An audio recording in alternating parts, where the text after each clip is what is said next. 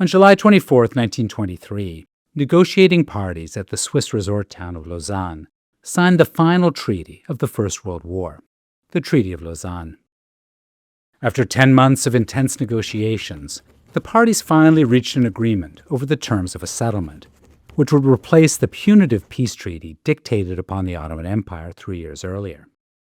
Of all the treaties signed after World War I, the Treaty of Lausanne was the only one negotiated, and perhaps more importantly, it is the only treaty of World War I still in force today. Lausanne marked the end of a long and devastating period in the Middle East. Between 1911 and 1922, the Ottoman Empire suffered almost constantly from wars.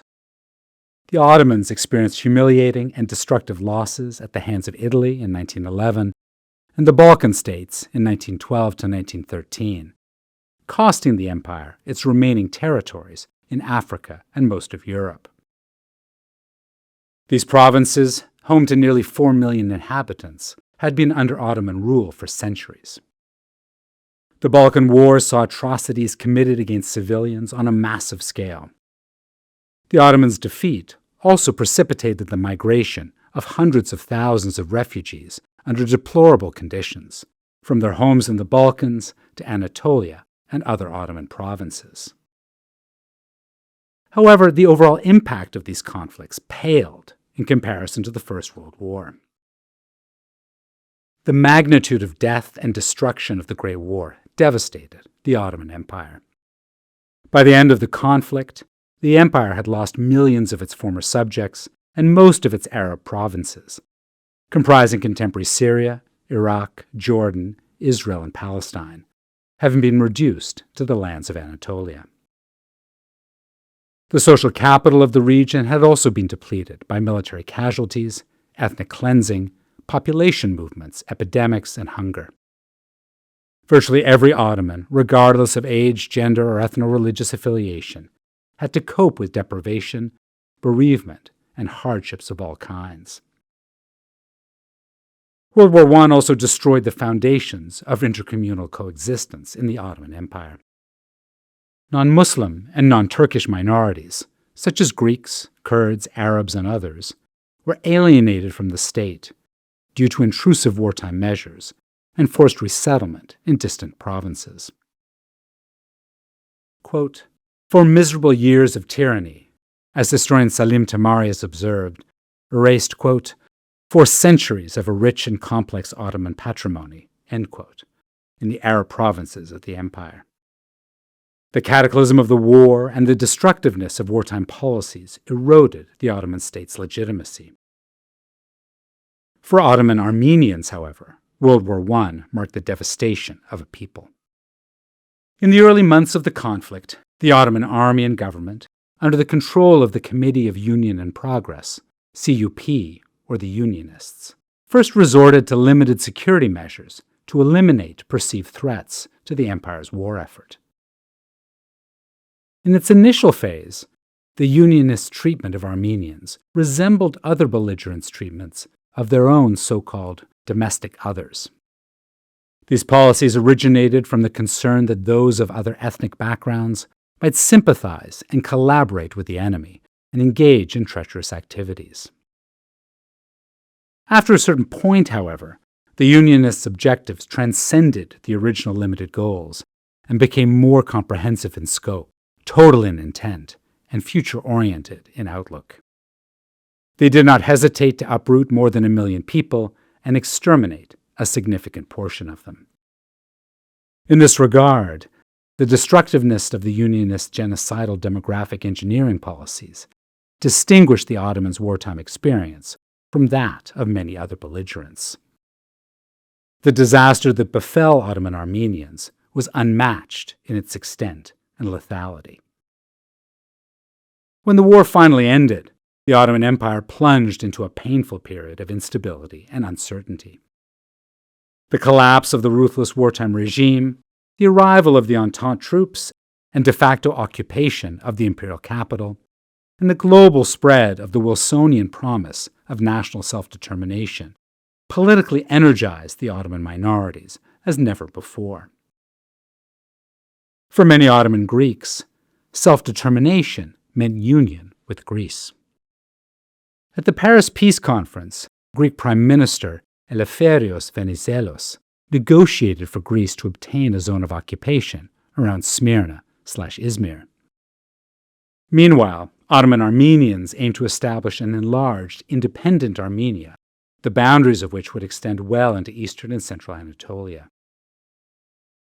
From the talks' beginning, the Ottoman Turks, the empire's demographic majority, knew that they could count on very few supporters at the Paris Peace Conference.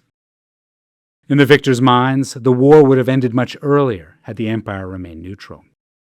They were also furious at the Ottomans for their wartime treatment of non-Muslim minorities, particularly the Armenians. For the peacemakers, the long record of Ottoman misgovernment, culminating in wartime massacres, demonstrated the Ottoman Turks' incapacity to properly administer a multi-ethnic, multi-religious population. The general consensus in Paris was that certain regions should be severed from the rest of the empire and placed under the mandatory tutelage of, quote, advanced nations on behalf of the League of Nations.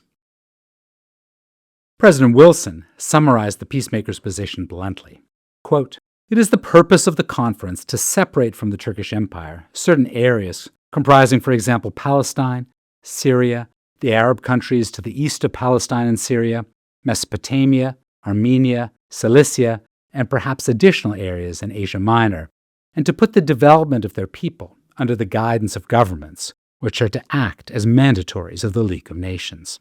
End quote.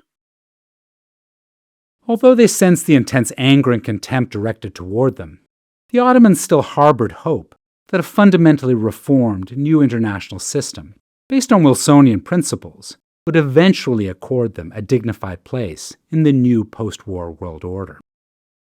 To their great dismay, however, the conference sanctioned the Greek occupation of Western Anatolia in May 1919, which marked a dramatic turning point in the twilight years of the empire. In the final months of 1919, the Ottomans' hopes of maintaining their empire faded. After the conference's imposition of a particularly harsh peace treaty on the Ottomans, the subsequent Treaty of Sèvres in August of 1920 turned their hopes to fury. The treaty stipulated the division of Anatolia into European spheres of influence, carved out territories for Armenia and Kurdistan, and formalized the assignment of Middle Eastern mandates to Great Britain and France. By then, the nationalists under the leadership of Mustafa Kemal Pasha, later known as Atatürk, had managed to organize an increasingly effective resistance movement in Anatolia. The nationalists also began to pursue an extensive and systematic policy of unmixing the empire's remaining ethno-religious communities from one another. This policy ultimately sought to create new ethnographic realities on the ground to make it practically impossible for Greeks and Armenians to claim territorial sovereignty on any part of Anatolia based on demographic majority. By September 1922, they had ejected the occupying Greek army from Anatolia. By October 1922, the nationalists forced the parallel government in Istanbul to resign. The next month, they abolished the Ottoman dynasty, ending one of the longest-lasting empires in history. The 36th and last Sultan of the Ottomans, Mehmet VI, left the empire on board a British battleship. The nationalist victory led to the revision of the Treaty of Sèvres. While the clauses of this treaty pertaining to the empire's Arab provinces remained unchanged, those regarding Anatolia and Thrace were replaced in a new peace treaty signed in Lausanne. Via the Treaty of Lausanne, the international community extended full legal recognition to the nationalist regime, acknowledged most of its territorial claims, and formally accepted its right to secure sovereignty over these territories. The Republic of Turkey, established in October 1923, became the first sovereign state in the Middle East. However, the Treaty of Lausanne also marked the official end of long-lasting Ottoman coexistence. It stipulated the largest forced population exchange in history until the Second World War. Approximately 900,000 Ottoman Christians and 400,000 Greek Muslims were forcibly resettled in a homeland most had never even visited. The overall perception of Lausanne's bloodless unmixing as quote-unquote success would make it a point of reference in post-World War II peace settlements and the partition of India in 1947.